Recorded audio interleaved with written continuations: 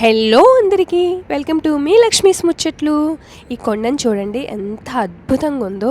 మీకు కూడా చాలా అంటే చాలా నచ్చుతుంది. నేను ఎప్పుడు చెప్తుంటాను కదా, ఈ ఊరితో నాకు పాతికేళ్ల అనుబంధం చిట్టితో అని. అదేంటో ఇప్పుడు చెప్తాను. పాతికేళ్ల క్రితం నాన్న ఇక్కడ హోటల్ బిజినెస్ చేశారనమాట. ఈ కొండ ముందున్న మామిడి తోట ఒక 1/2 ఎకరా కొని హోటల్ కన్స్ట్రక్ట్ చేశారనమాట. వాళ్ళు ఇక్కడ 5 సంవత్సరాలు ఉన్నారు. అలా నాకు ఈ ఊరితో అనుబంధం ఉంది. 25 ఏళ్ల క్రితం అప్పుడు కట్టిన హోటల్ గోడలు ఆనవాళ్ళు ఇప్పటికీ ఉన్నాయి చూడండి. ఇది వచ్చేటప్పటికి నేషనల్ హైవే మీద ఉంటుంది. Vijayawada to Vizag national highway అనమాట.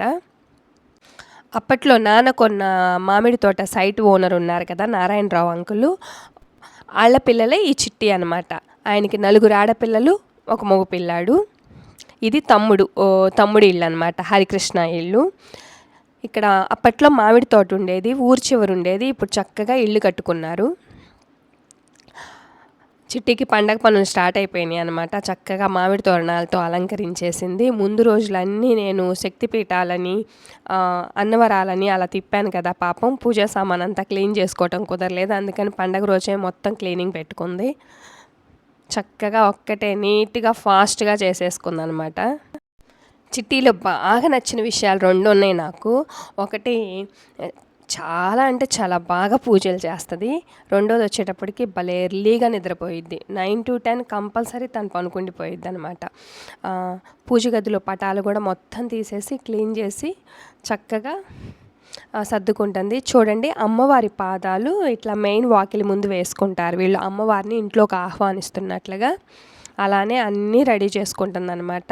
ఇవి వచ్చేటప్పటికి గౌరీదేవి, వీళ్ళు ఇలా పెట్టుకుంటారంట ఈ ఏరియాలో. ఇట్లా 2 రాళ్ళు ఇలా పెట్టుకుంటారు పూజ చేసుకొని.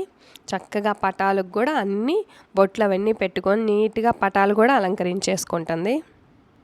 పూజల మట్టికి చాలా ఓపికగా చేసుకుంటుంది, చాలా ఇష్టంగా చేసుకుంటుంది. చూడండి, గౌరీదేవి అమ్మవార్లను కూడా పెడుతుంది. ఇలా పూజ గది రెడీ అయిపోయింది. పూజ కూడా కంప్లీట్ చేసేసింది.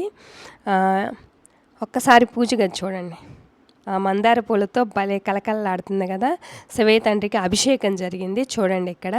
అలాగే చక్కగా వెండి చెంబుతో ఆ మూలన వాటరు, అమ్మవారికి నైవేద్యంగా పులిహోర, కొబ్బరికాయ, సీతాఫలాలు ఇవన్నీ పెట్టుకుందనమాట. పూజ గది భలే ముచ్చటగా ఉంది కదా. చక్కగా మజ్జిగ కవ్వం కూడా పెట్టింది మరి ఎందుకో.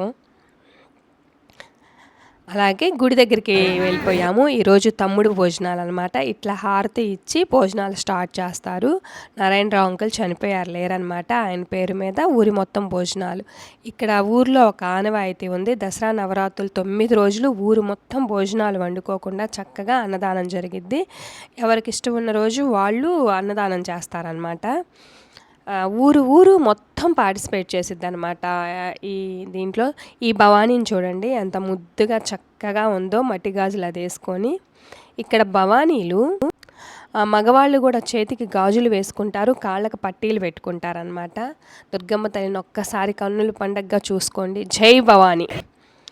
ఇకపోతే ఇది వచ్చి హరికృష్ణ వాళ్ళ ఇల్లు చూపిస్తాను నేను. చూడండి, ముగ్గులతో ఎలా ఆహ్వానించారో. దసరా పండగ ముందు రోజు చక్కగా ఇల్లంతా గచ్చుల నిండా ఇలా ముగ్గులతో అలంకరించుకుంటారు. ఇది వచ్చేటప్పటికి నా ఫేవరెట్ అనమాట, సంపంగి చెట్టు. చాలా చాలా చాలా బాగుంటాయి. మీరు కూడా చూడండి, సంపంగి పూలు భలే ఇష్టం నాకు. మిగతా పూలన్నీ కూడా కోసేసుకుందాం, వచ్చేయండి. మంచి స్మెల్ అనమాట. చక్కగా నేనైతే కోసేసుకొని తలలో చక్కగా పెట్టేసేసుకుంటాను. ఇప్పుడైతే కొన్నే దొరికినాయి. లాస్ట్ టైం అయితే చాలా అనమాట, రోజు ఎన్నెన్ని పూసేయో. ఇది వచ్చి నాటు గులాబీలు కూడా మార్నింగ్ అన్ని పూజకు కోసాము. ఇప్పుడేవో కొన్ని నేను శివయ్య తండ్రికి అభిషేకానికి వెళ్తున్నాగా, అందుకని కొన్ని పూలు కోసుకుంటున్నాను. ఇవి కూడా శివయ్య తండ్రి కోసమే. బాగా ఓపెన్ ప్లేసెస్ ఎక్కువ కదా, ఇలా ఇంటి ముందు మొక్కలు చక్కగా భలే అంటే భలే ఉంటుందండి.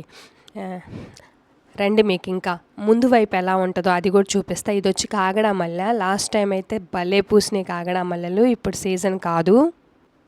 చూడండి ఎంత చక్కగా ఉందో ప్లేస్. ఎటు చూసినా మొక్కలే. ఈ నేషనల్ హైవే మీద ఎంత గ్రీనరీ అనేది భలే ఉంటది కదా! ఇవన్నీ అరటి చెట్లు. మందార పూలు కోసుకుందాం. శివయ్య తండ్రి దగ్గరికి వెళ్ళాలిగా. కొన్ని తీసుకెళ్దాం శివయ్య తండ్రికి. అలాగే చూడండి అరటి గెల చూడండి. కొన్ని కాయలే ఉన్నాయి. ఇవి తినే అరటికాయలు.